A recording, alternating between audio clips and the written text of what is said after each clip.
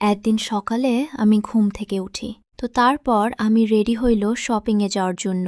তারপর আমি নিচে যাই, পরে দেখি যে আমি টাকা আনিনি। শুধু আমার বাসায় একটা সিক্রেট প্লেস আছে, ওখানে আমি আমার টাকা রাখি। তো আমি ওখান থেকেই নিয়ে এসেছিলাম। এরপর আমি সাইকেল দিয়ে যাচ্ছিলাম। কিছুটা যাওয়ার পর হঠাৎ করে আমার একটা গাড়ির সাথে অ্যাক্সিডেন্ট হয়। তারপর আমি অনেক রক্তাক্ত হয়েছি।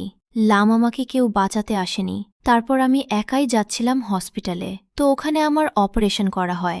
আমাকে বেডে দেওয়ার পর রাত ৩টা বাজে। আমার একটুও ভালো লাগছিল না। তো আমি বাহিরে যাই। হাসপাতালের পাশে একটি কবরস্থান ছিল। ওখানে আমি একটা ছেলেকে দেখতে পাই, যার জন্য ভয়ে আমি চলে যেতে নেই। হঠাৎ করে হাসপাতালে উপরে জায়গাটা আমি দেখি যে কাচটা ভাঙা। তো আমার দেখতে ইচ্ছা করছিল। তো আমি অনেক চেষ্টার পর উঠেছি। আমি গিয়ে দেখি এটা ওটা খুবই ভয়ঙ্কর। তো আমি অনেক জায়গায় ঘুরিয়েছি। আমি একটা গান পেয়েছি, কিন্তু আমি ওটা নেইনি। তারপর আমি অনেক তাড়াহুড়া করতে লাগি যে এখান থেকে বের হব, কিন্তু আমি জায়গাটা এক্সপ্লোরও করতে চাচ্ছিলাম। তো আমি যখনই বের স্থানের মধ্যে দেখতে পাই, তখন বাজে রাত ৩টা ১০ মিনিট। এরপর আমাকে মাটির ভিতরে কেউ টেনে নিয়ে যায়।